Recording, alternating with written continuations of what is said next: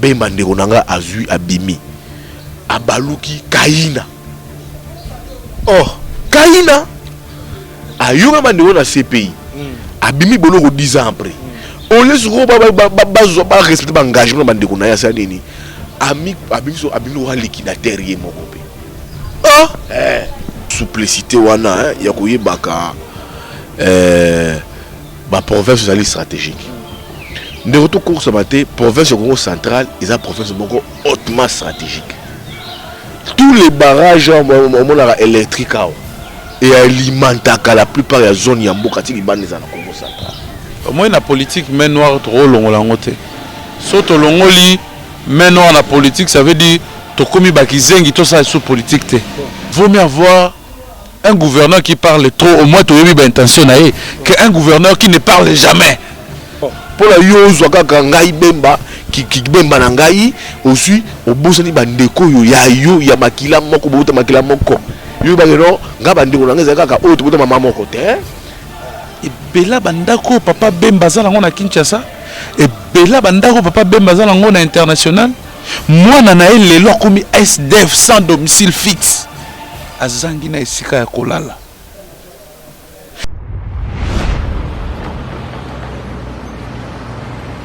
Mokili Mobozo Rolanda, humble serviteur Nabino Pegin Sasa, le terminateur de la presse, une émission Nabiso Congo exclusivité. Congo exclusivité, c'est une émission de Yambaka Batunios, ba politicien, ba journaliste, pour nous couper ça matière mais en exclusivité.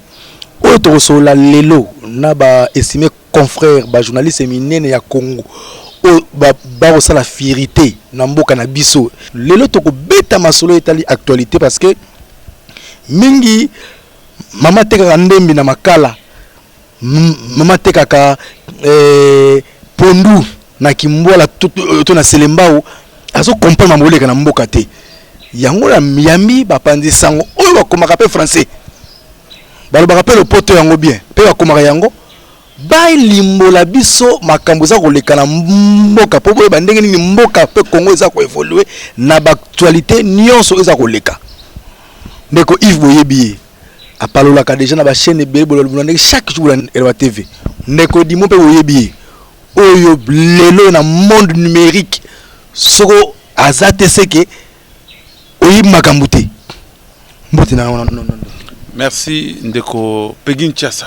Ozali deuxième fois on aurait une émission na yo.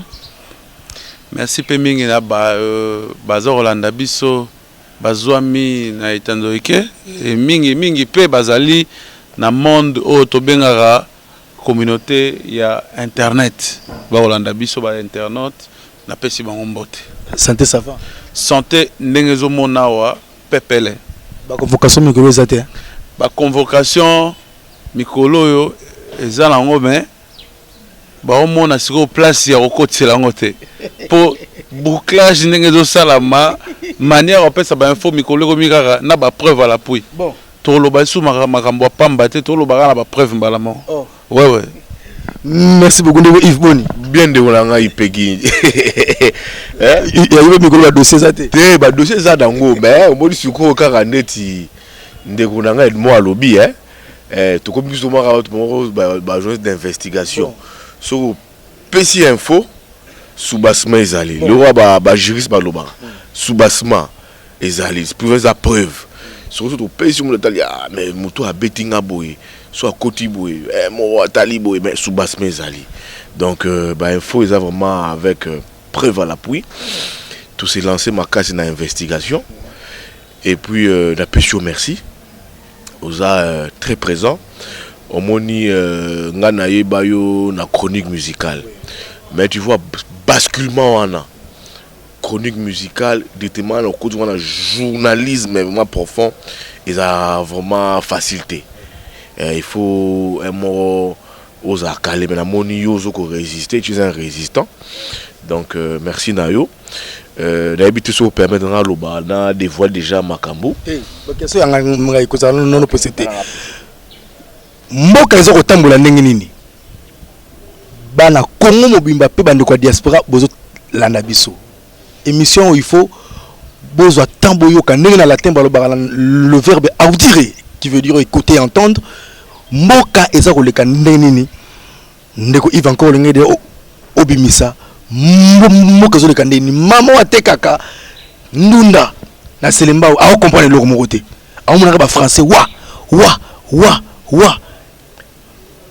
expliquer ba mama ona ba sengi ngai ke yambela nga ndeko Yves yambela biso ndeko di moto yebi ke mutu na mutu à l'époque na pesi ndeko na Israël mutu mbote et na pesi félicitations na mama na belle sœur na biso kasi ba tu peux pas non Yves pe aza congolais ba français c'est bien bon mais lobi na biso to yebité to ka sko na indusa ndenge nini mboka eza ko évoluer bimisa makambo mboka ndeko na ngai Peggy Ntsasa ezali bo balba lopoto état de siège ezali lokola neti mokonza mboka saliti amoni ba tuerie ezali na Esther bazo kufa ba déplacement moko ya ebele pe ya mingi alabi ngai sur posant rébellion sisa yango na bitumba contre bato ngo so ba bengo so ba belo ba lopoto ba guerre mo asymétrique donc guerre mo asymétrique mo ba adversaire bozo ko identifier bango te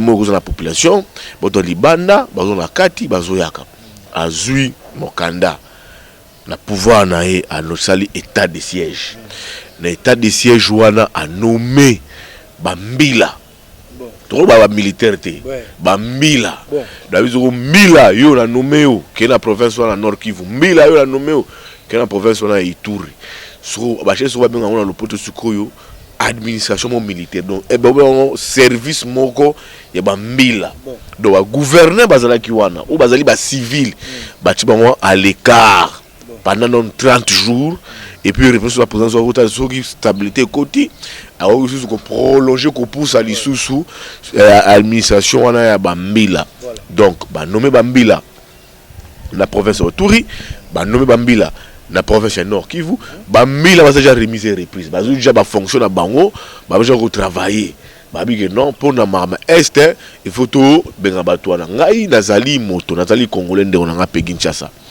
Et loko il faut que kabola biso ba congolais ba congomani ezali dossier ya est so qui tozu déjà dossier est comment séparer biso ceux qui congolais la race souté ngal ba toujours il faut dossier est et sangisa biso congolais la congolais ngal ali ko appuyer initiative wana ya état de siège ngal zo ko appuyer maintenant on va appuyer non solo ba rappeler d'une part est-ce que toko kabitumba wana vraiment c'est ça le vrai problème pas bitu la guerre moi asymétrique banguna to bangote to identifier bangote to koka bango to observer bamoni bachi bambila to zali la logique moro normale logique militaire to koka to tala pekaka to tala to boto critiquer to tala kaka to est-ce que bazali na ba moyen ya zo peso ba faire ba faisabilité est-ce que ba koka mais soué na biso nyo surtout ezali ndeko Peggy ba massacre wana ba menga ba massacre moko affreux au monaka ba bomaka chaque jour ba déplacement ba femme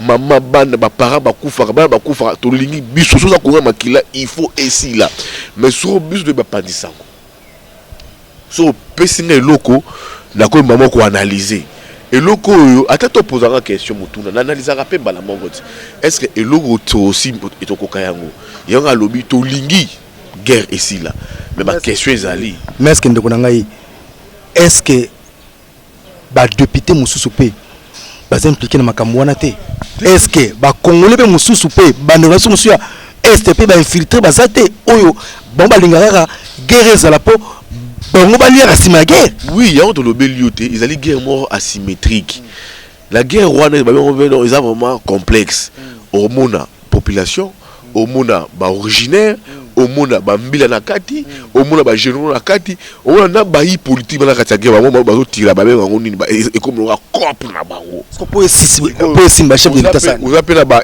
armée étrangère pour simba sikonde ko na ngai il faut donc ça fibre patriotique la fibre patriotique est importante il faut toujours ça fibre on a dit que non il faut dossier RNI biso c'est ça le vrai problème maintenant est-ce que fibre patriotique ango ba déjà ba pesa batu yango je pense pas t'as déjà marche seulement qui a pour en chuter il y a ndeko na biso Martin Fayulu bomoni una bakosa la marche kuna ba gazer batu ba beti batu ba gaz ba téléphone ba c'est bon mona na beni kuna bana bazui basali sit-in mbile ezui ekangi batu. OK, il fallait que ba biloko wana ba marche ba sit-in wana et renforcer la fibre patriotique.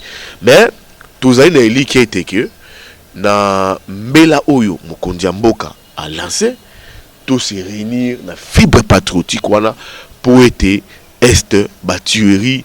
Et si là, tout le Congo jamais sans Nord Kivu, Sud Kivu, il faut Congo est à la moko et puis il faut tout travailler sur moral interne. Pouvoir à l'État armé, tout travailler, service en renseignement, tout beau y a infiltration. Je pense que tout réussir guerre à Est, wana oyo moni et commis batoué belé, bazana kati, mais n'enga ko batama. Ndeko Edmond Izuba obakisi nini na makambo oyo ndeko Ivatolo. Te na sepeli mingi na mandeko na makambo ndeko Yves alobi et puis ce qui est le roi Césali, il faut sensibilisation continue. Mokonzi mboka bengai na mobilisation générale. Mobilisation on a il faut continuer na ba église na ba école pe na bisika nyonso batu ba rosangana. Pourquoi? Parce que non, mona, netina beni. État de siège et bandit, il n'y a même pas une semaine. Mais bandit qu'on a biso, ma pinga, va récupérer 56 villages occupés jadis par Bangouna, par ennemi. Pourquoi information n'est qu'au tambolaté? Bolo bela yango na ba église. Lobela yango na ba école mwana nyonso congolais nyonso ceux qui ata ba bomi soda na biso ata moko il faut to yeba na lobi te ke eza na boule ya pesa congolais candidaté eza na boule ya ko renforcer conviction wana o eza na kati na biso na kati mitema na biso ya rolona munguna. Donc na sengi Mokonzi a continué à lancer la mobilisation. Ba prêtre, ba curé, cardinal. A quoi bon coactionné à Senga l'église dans la messe matinale. Information les gars. Ndenge to la moki boye bande ko na biso ba soda ba ko bunda po na biso. Po mbokeza na kimia ba oti kozwa parti tel. Mobilisation générale. Na Goma, na Beni, na Nord Kivu, n'en parlons même pas. Pourquoi ça va militaire dans les sécurité? Parce que le problème de Yves Aotsugolo, problème de moyen, est-ce que dans les canisouana, bisope ba yimbo katoko, boule pété, mon opération, sombela, soda na formaille, moi cotisation, yaba yimboka, n'importe quel attaque. Ata 100 francs na congolais moko to tchaba ba mapinga na biso poa. Merci beaucoup ndeko Pegi ndeko comprendre tango mabe komela ki bandeko na biso na Kivu na Sake Masaka Makobola to monaki mobilisation salamaki à l'époque Vital Kamerhe abetaki kelelo tango bandeko na biso wanda okenda ba négociation na ba rebelle kelelo pe betaki. Siko awa axe ya sika mokonzi azui etkala jamais kozoma. Indu salikolo mokonzi alobi état de siège. Qu'est-ce qu'il faut? Non, je pense que non seulement on devait être mobilisé, mais aussi tous les battements va révolter. Attitude dia bitumba. Bango na basaka na biso trop. Photo souksa bango. Moi quelque chose là on a libenga na tie pour na ressemble la soda mai. Voilà. Au sali bien dengo lobeli yango parce que na mona déjà initiative on est banda qui va ba député à Kinshasa. Jean-Marie Lukula si na pesi mbote. Ndeko langa Ogi Kalonji na pesi mbote député à Tchangu. Ba sali moi initiative bakangi 6 mois lo meya bazana ngo balobi te. O tuzana ngo to sombela ba mbila mai. Alors na rosenga moi initiative wana et panzana ezala tika ke tokendaka église pour na ora makambo nzambe te pour ndeko na biso catholique za peka te ke tokenda kaka pona makambo ya politique te to sangana to koka bongo ndenge muza lobaki to sangani to bengani munguna ngala sepela mingi na maloba o etali porte-parole armée alobi soki soutien malonga ezali na kati ya peuple to kokisa ta moitié to roya to sepeli to bini biso nyonso ensemble to sepela kimia ezongi na mboka soki toza uni na sepeli susu tangu mokonzi militaire soda azwi bokonzi na ye na Nord Kivu oyo pa azwi bokonzi na ye na Ituri alobi tokosenga bino population collaboration collaboration oyebi koto yo mungu na vandaka dénoncer ye oyebi koto abimelaka boy batu mususu ba identité na bango eza flou dénoncer bango ozo comprendre na pesera et certes bandeko na biso tout ba obunda pona mboka donc respect ndeko nanga tokoti na phase oyo bato beli bazo comprendre ngo te tomonaki bacharnement toyokaki je le dis au conditionnel mais pas na bino mi balé bolinga au conditionnel tout parce que vous avez un journaliste d'investigation.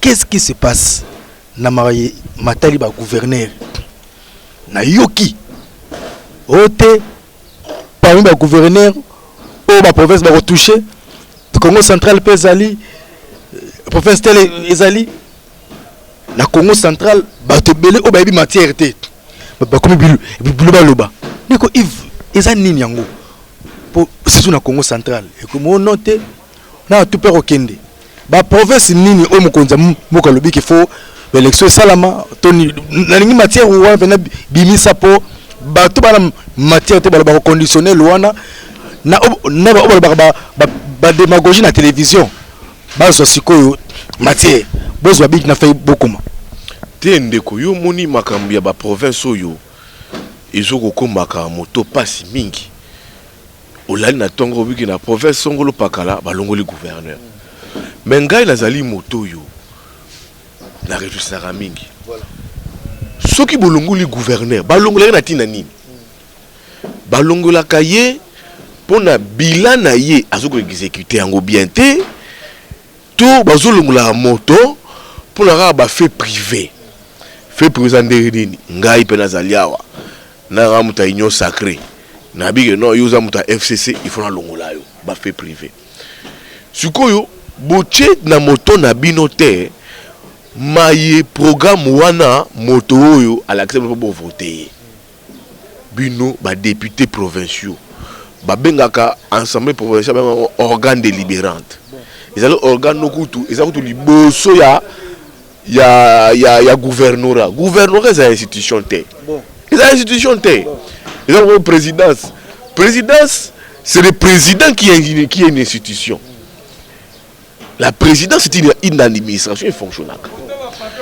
So bato basa makambo ndenge ni yo moni kuna balongoli mutu na ne balongoli Zoé Kabila ngai personnellement ngai naza mutu mibeko naza mutu na tanga na luba tous les jours na s'opposa na des institutions ya Zoé Kabila et respecta ba mibeko ya mboka te ngai na mena bitumbana kurutu na ngai Mike Mukebai azali na boloko beke ngana ye to ba contradiction politique ngana ayi politicien nga umpanisango même pas sans ba conviction politique na ye Mukebai a gagné ba godin po indenge ni ba atakaye ba yokaite attaquer décision en inconstitutionnalité na cour constitutionnelle Mukebai a gagné le hôtel de ville et comme foutaye mosolo na ye.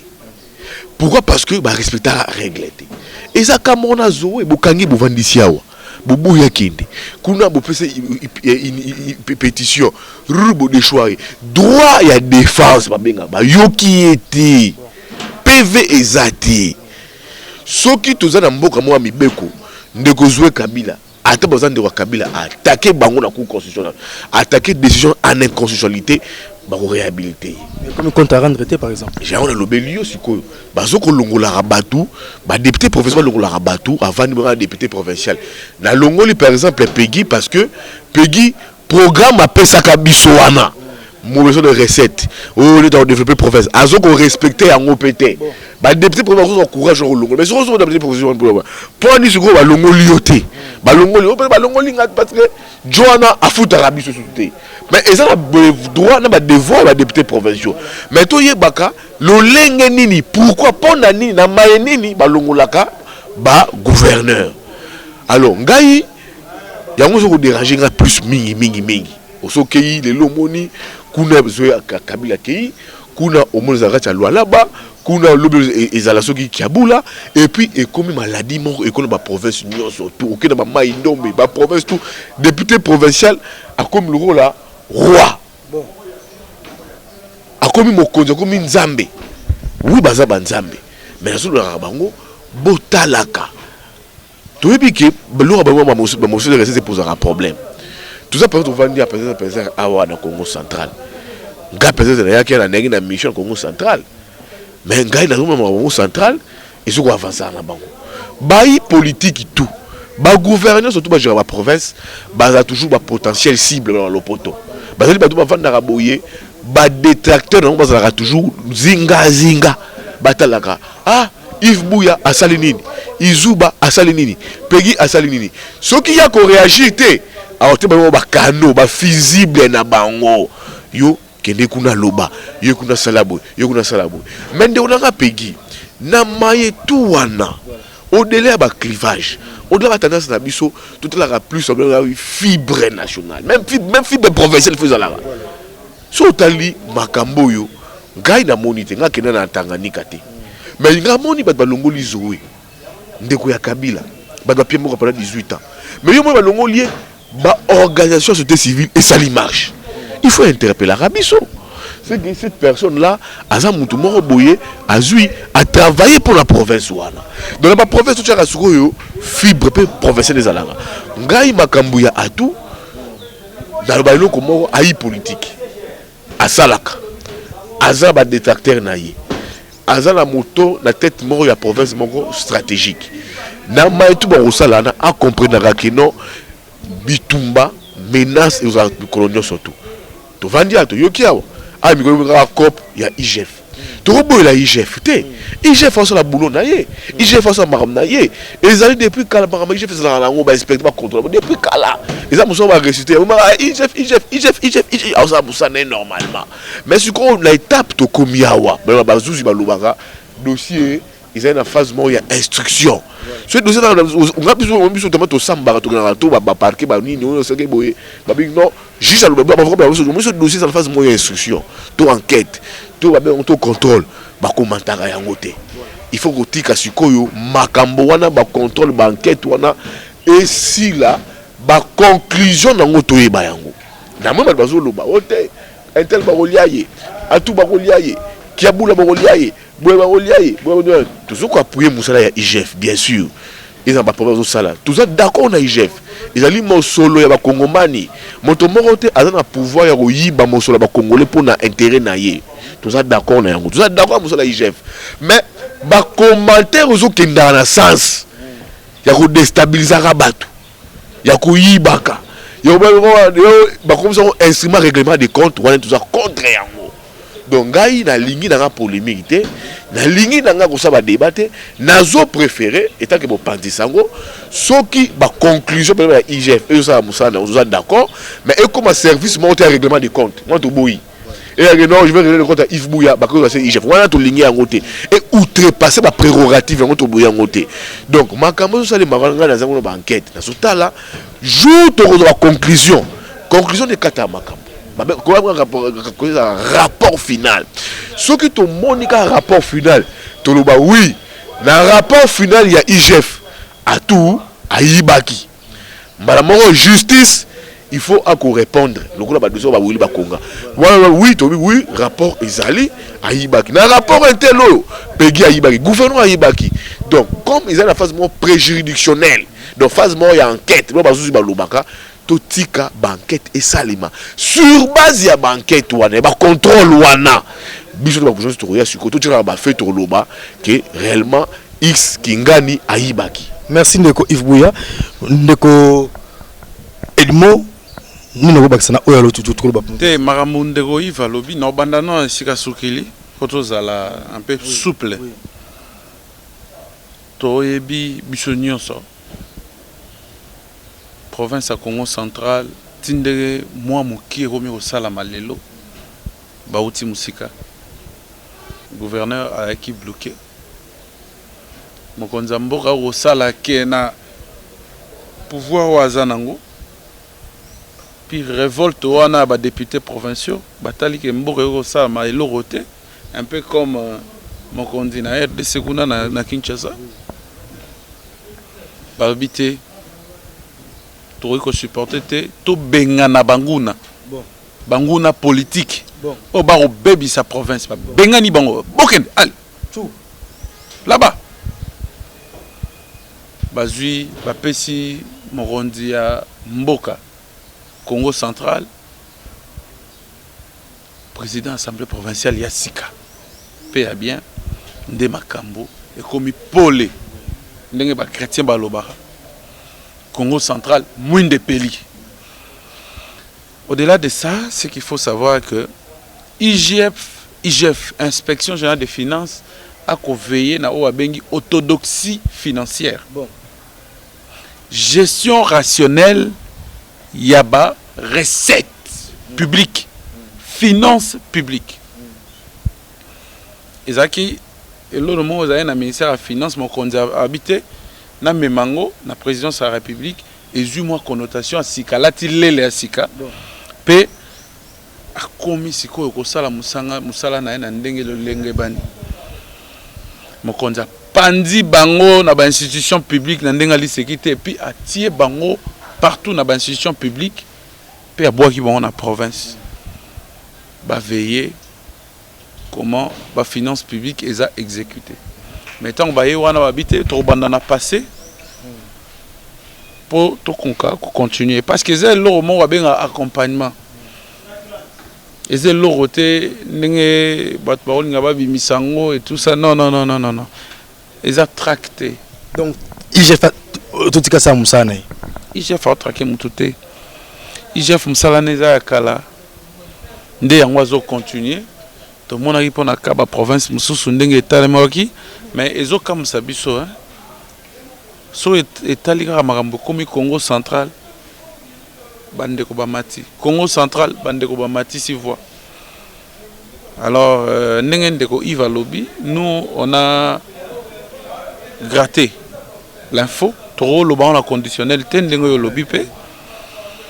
information, et ça, qu'on s'est trouvé à un niveau de contrôle. Donc, IGF a continué le contrôle naé, bayaki, basali ba observation, et puis bandeko ba gérer province, ba autorité, ba répondre à l'observation. Et puis je dénonce, bato baro ko attaquer IGF avec les matés. Vous comprenez? Batika IGF a ça nango, les institutions oyo et au pesa mboka kilo. Vous comprenez? Si vous place nous d'accord tenant de Goïve et place ni Marambo Tanganika. Non, de Goïve ça peut-être ma confusion. Oh, la quand de Mike Mukebai, ils ont qu'à lever d'immunité. Bon. Quand il y a un biso de Zéo Kabila, ils ont qu'à destitution. Constitution est claire par rapport à Wana. Constitution lobby 48 heures. Local les a décision moro et visa qui gouvernement, il fallait que gouverneur à répondre dans 48 heures. À défaut il y a gouverneur, voilà pourquoi ceux qui attaquent le gouvernement provincial attaquent le gouverneur aux en déplacement. Tant que gouverneur va ça en déplacement, va-t-il réintérim? Pourquoi vice-gouverneur n'a pas défendu? Tout le monde ça en déplacement. Au ticket le gouverneur, on a vice-gouverneur bat. Ben faux. Kende ko défendre nganga la zate et tout ça. Comme flou, il était bloqué ici. Il était bloqué ici. Est-ce que mais noir Mozana c'était tout dans la vérité. Il y a un moment où il va à mission à quel moment c'est la politique. Maman Moussou et tout d'autre là on est la politique. Moi la politique mais noir trop long la ngote. Surtout longoli mais noir la politique ça veut dire to komi bakizengi to ça sous politique te. Mais eloko eleki na nyonso ezali ke soki oza na makoki ya ko dribbler main noire wana il faut ça lango. Vous comprenez gouverneur va retenir na Kinshasa ndenge lobby mais vice gouverneur ne azawapi. Lobby na ngai mais ça coaché. Non non. Tikango bongo yo makambango l'éco-gestion ya province et ça la mara. Ce qui gouverneur accueilli a tiki ba responsabilité nyonso na moto à vice. Ce qui vice a une suspension. Voilà, trop condamné. Mais où est-ce que yo gouverneur assemblée provinciale était le yo na gouvernement na yo. Pour justifier depuis pendant 2 ans et demi bokota bosale loroté. Depuis pendant 2 ans et demi beaucoup de borandara biso compte. Et puis va reprocher la tête à gouverneur. On a reproche moro personnel et privé à gouverneur et moro insuffisance moro azanango ya ko s'exprimer devant les députés. Ça dit non babi boy. Te balobi alba anglais. Alba anglais makasi. Oh, bon soyez on l'appelle Swahili. C'est quoi langue officielle la français. Comment appelle Swahili? Langue officielle c'est les français. Au soura. Français pas. Ba député ba le français. C'est comme non, ngam na lobi te. Ba lobi kutu yaza gouverneur moko atika français na défaut. L'assemblée donc babi yego tiso meme na français na le porta obomi. Donc ça veut dire que ba député ba va faiblesse à gouv trop ba ko ici et puis au-delà de ça ba moni ke lokuta eleki na moto gouverneur wana donc a inaugurer ba bien oyo matata tikara en pleine constitution lobi ke ye mutasali yango be le roi c'est que ça nga fort donc ba route zo mona que ça responsabilité gouvernement central un gouverneur vient inaugurer il met ça sur son dos alobi ke ça ye mutasali de onanga ba moni ke ça manque d'honnêteté na mutu na ye or en erreur académie na kati wana ba entité territoriale décentralisée ezalaka bato ba okufa na nzala ba école eza okende ba kobuka hôpitaux ya bato balobi vaut mieux avoir un gouverneur qui parle trop au moins toyebi ba intention na ye que un gouverneur qui ne parle jamais. Oyi ma mutu na te ndeko na ngai mazoloba nazo pesa ye raison na parti moko ne ba na pesa raison à moitié. Mais Alipé n'a pas toujours maramoto sa responsabilité pas député provinciaux. Il y a assemblée provinciale, il y a organe délibérante. Tant on ne causerait ailleurs na programme wana. Bandima na langue wana. Ah voilà. Moi tu comprends pas les amis. Donc baza responsable makambuzo batanganika. Il y a toujours ba député provinciaux baza la responsabilité moya monene. Les alliés institutions population a payé beaucoup dit. Beaucoup de possible nous allons beaucoup il faut légiférer. En même temps il faut contrôler la cas. Exécution makamo concernant gestion en province na biso. To bani élection ya ndekozo etanga yaka na programme wana. Les mêmes députés provinciaux wana ba vota qui ba bi ah muna biso ye. So le misage non te moto wana abara langue moko eza so la langue mo Tanzanie. Voilà français voilà la français Tanzanie. Donc politique eza terrible. Souvent on a pas regarder dans de ngai babara les faits précèdent les droits. Bon. Ngala lobby na évoqué les droits de la défense. Ngala kangami wa les droits de la défense. Boyoki mutute. Boyoki mutute. Ceux qui zoé à l'obla qui vise na ko kenete. Mais bayoki bangote, c'est ça maintenant les faits sont là. Tu vois? On dit Moutamaël et Bakaraye na malobanaye. Ndeko il va lobby tellement bien que na okanga malobanaye. Abi ba député mutu ba ça ini ni ba pesa qui est pouvoir sur base ya lokota na ndenga lobaye. Bien que tout le monde a candidat mo ba de ko seka donc Christian Mwando. Azo ko seka. Bon, la c'est quoi la souci ça? C'est quoi député on va penser qu'il pouvoir, le but est de monter le pouvoir. Si on sous wapi. Auto changer de débat. Nalinga avant to kota na dossier ya famille Bemba. Ndeko Yves Nandeko Edmond nini boko lo bana ba élu du peuple ya Congo central. Na cadre ya lobbying, na cadre ya kocha poids na gouverneur pour l'évolution à province et le chef de l'État a payé ba ne Congo 5 postes au bientôt là le gouverneur a tout matubona a Koyamba province de Koyamba ba ministre oyo ya Congo central au chef de l'État a payé ba poste mais il y a ceux de ministre wana balinga gouverneur te est-ce que le cas to le cas te nangi to belelo loko pour to sunga province parce que on a biso na Congo central ndeko Yves na baina te ndeko omoni makambo zo salemaka ngala impandi sango nazala moi souplicité wana ya koyebaka ba province zali stratégique. De retour course ce matin, province du Congo central, ils ont province hautement stratégique. Tous les barrages électriques et alimentent la plupart des zones Yamboka qui sont dans le Congo central. Tous les points d'atterrage dans le Congo central. Je dis, tous les postes frontaliers dans les pays et les voisins dans le Congo central. Pétrole au monde ils ont le Congo central. Donc, ils ont province hautement stratégique.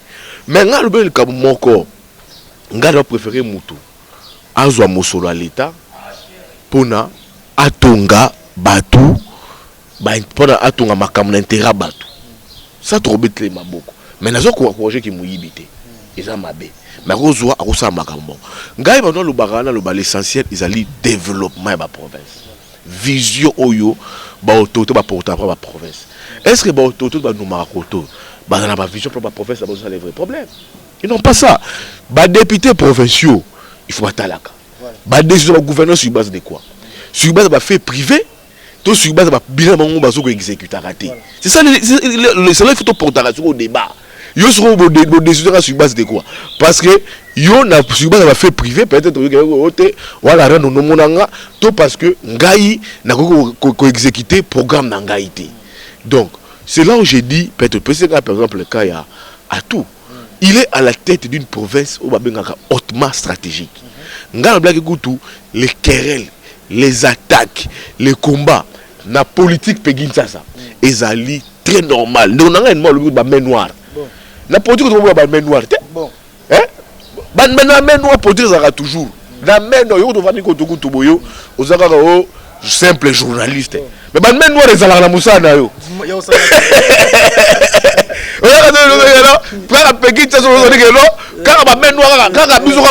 Journaliste. Donc, placement, comment Péguin ça été. On m'a dit main noire. Tu vois? Sur yo sur la main noire, on avance à la sous-souté. Ah, ne robu ya ligangate, ne rezuba lungangate, malamoro yo pe osanini, osali o babika ozo corrompre, osali statico, de bon avancer. Sur le balbara, les gouverneurs à tout. Je vois na beta coup na Congo central, il a une grande responsabilité. Les Matadiens parlent beaucoup de lui. Dans un projet belé, il y a une infrastructure, un chantier à lancer. J'ai visité les stades à lancer à il faut à Tonga. C'est une démon à Malamou. Mais il y a même gouverneur. On a chez moi une vision de la reconstruction. Il y a un peu ça sourire, na ba constituer, na ba découvrir la province, na ba administrer na yo. Yo mo kuta ba attaque moro boyo, intel attaque kingai. Je pense que c'est des choses qu'il faut reculer. Le mieux serait les gouverneurs avancent à Kanabaïde naïe. seule population est jugée. Et ça, les bâtonnets doivent détecter politique. Seule la population va juger que moto a sali mabé, moto a sali malade, parce que mandat, tu n'aurais pas peuple, tu n'aurais pas batouté, tu n'aurais pas peuple. Donc la grande responsabilité de Yangoua. Pour les députés provinciaux, j'ai toujours dit que on a payé, basali la responsabilité, il y a mon nene, il y a ma cassi. Et puis, il y a le peuple. Peuple, tu as beaucoup de vote dans ma ponomie. Bon, tu as voté pour mon polo. Oh, président, vous m'appelez un rapport que vous votez. Mais président, vous avez proposé Bissoni na maye et tali mandat naïe. Ce qui va élire comme mandat. C'est ça le vrai problème. Donc c'est pour dire quoi? Bah députés provinciaux, bazali batoyo, bazali institution, bazali la pouvoir. Ce qui va sali moussa on est malamu. Je te dis, bien. Depuis pendant que j'étais dans le lobby, il y a ça. Je suis expert à la province de Congo central. La émission à Télé 50. Il y a un expert. Mais à l'obélio que les experts journalistes, peut-être qu'on s'adapter au fur et à mesure le rôle ailleurs. Vous avez vous appelez Nekongo, vous avez obligé il y a Okota Makambo. Oui, naza vraiment na linga Okota Makambo té. Naza vraiment Nekongo à 100%. Père amuta cataracte, mère amuta bas fleuve. Mais marabla linga Okota ngoté parce que mon izong sambuka si tribal. Comment brandir ngo ba wao, tu es tribal et tout comme ça. Alors le moins important, alobi la province est ba dirigeant moko suko oyo baza en symbiose. Voilà. Otali Kotoyo, Jean-Claude Vouemba, président de l'Assemblée provinciale. Au Talikotoyo na atout. Mais avant la Congo central, la mission, j'ai appris que bah otambola bien. Donc ce intérêt d'abord vous allez notre travail sur quoi pour intégrer la province. Vous allez pendant longtemps déchirer. Et il y a aussi intégrer yango. Je pense que la province va avancer. En lieu et place il y a ba querelle. Donc c'est une vision oyoyo. Les dirigeants de la province. Car la Congo central de toutes les provinces, il faut pas imprimer pour intérêt, il y a administrer la bango. L'expert de la Congo centrale. Ozo le banalo beto ça la mon bref, plutôt que na CG Moussoussou, mais na mona kibino, yona Yves. Na premier salon technologique oyo ministre provincial ya Congo centrale ya Petentik a organisé qui yope mutu o 25 ans pays idéologie na marama numérique au mona ki marama nini parce que c'est une première à wana Congo central événement bongo et salama yo ba flatara yote yo ba corrompara yote pour exemple matière oya yo so ke ndeki mabe yebisa biso so ke ndeki malamu yebisa biso et puis on me ko baksa mwamba na matali dio entre gouverneur à tout, na président Jean-Claude Vouemba. Parce qu'il faut tout piquer sa bataille, botantiment, bakabola bango. Pour nous, on a travaillé dans l'île Soniopi, qui va marcher dans bango bien. Mais bantiment va s'en rater. Merci beaucoup. Oui, dirigeant abisso. Soy, tu vois, on sa bango, ma peke mata bango trop. Au moins, na babosani pepe plango. Bon. Ce que vous avez scoli comme beaucoup misate. Province. Pour Tambola. Neti Congo central, où on a observé, où on a comment les lois experts nango, je suis fier d'en parler. Et au Sénégal, il y a moro. Ba réforme. Il faut ba réforme institutionnelle et salama. Pourquoi? Parce que province, on a la province moro riche. Route, rail, port, pétrole, océan, fleuve. Soy tolbito tanga nyonso richesse naturelle, ressources naturelles aux provinces à Zanango. Ils ont likambo à réfléchir deux fois. On a enquêté, mais pourquoi la province manque de routes? Pourquoi la province manque le décollage? Nous avons commencé nos investigations depuis 2009. On a posé les jalons. On a posé le vrai problème de la province. Les réponses nous ont été données à l'époque. Déjà, il y a à Floribert. On parlait, il y a blocage, il y a Kinshasa. la rétribution n'était pas équitable par rapport à la production de la province et la rétrocession que la province devait en bénéficier. Voilà. Les problèmes ont continué. Si les lots et rattraper gouverneur à tout. Siko, qu'est-ce qu'il y a dans une province? Qu'est-ce qui peut faire marcher une province? Ce n'est pas le fait d'appartenir à un camp politique, mais c'est le fait d'avoir une stratégie, une diplomatie réelle politique pour jongler. Net ba joueur ba salara province peuple nayo a bénéficier nango. Ne ba stratégie au gouverneur ya sika. Ya sikate ya kala a commis sika parce que blocage de l'Assemblée provinciale et Longwe bâti lié Jean-Claude Vouemba au azali ko faciliter au la vision moko parce qu'avant vision zali moroté ezaki ndeko à toi autres à gauche bandeko ya Assemblée provinciale le bata na gauche non non bata na sima tout ko luka ndenge nini ya redestituer siko lelo ce qui a tobi gauche Assemblée provinciale droite Assemblée provinciale landi des visions ou anezo bon sa province babingambe ya politique le rôle à Jean-Claude Vouemba atondi engambe le rôle à tout atondi ba bêtis géopolitique na bango ba bêtis géostratégique ba bêtis diplomatie ba bêtis réel politique 5 ministres et salamate na province moro donc ba ministre mingo bazui 5 ministres toujours na Congo central donc ça le bingo yo gouverneur à tout na Jean-Claude Vouemba bangonde basali makamwa tout mais tant bozo mona ezo ke Kinshasa trop ba rofinga ba loba ba yebité mais musu ba finga ba moté créer bazo na balise mais ça boyé c'est la politique et la défense de sa vision. Ce qu'on veut dire défendre vision na yo même devant mon conduit balbiciété mon conduit tali ba intérêt à province ba reproduire pétrole. Pourquoi ne pas on peut seulement hydrocarbures? Allez, besoin hydrocarbures, besoin pas. Attali, bah site touristique est belé. Ezarana Congo central. Pourquoi on peut savoir tourisme? Allez, besoin, bokamata pas. Donc mon compte qui n'est li bango bi marambo développement est yo à tout. Gérer province na yo ndenge olingi selon vision na yo. Siko awa lobbying et mati. Et comme non seulement la conseil des ministres, l'Assemblée nationale, l'Assemblée provinciale et même si qui na niveau international parce que des fois pétrole et relié sur le pays moi misusu te osala que province lelo o bukanaki o azalaki cheval non partant à côté pe na lignée wana soki otanga okatanga otangi Tanganyika otangi Goma otangi Congo central ça veut dire que lelo surtout le Congo central, tout banzaka stade. Et Vanda depuis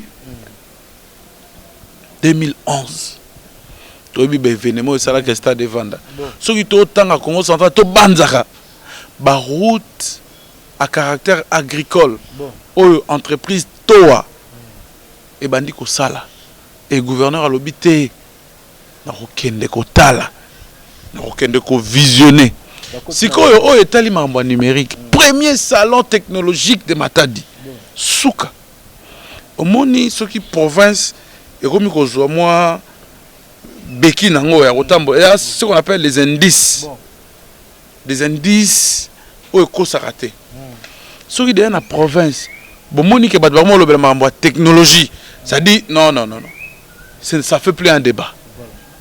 Ce moni province, c'est comme il faut régorger bas cerveau.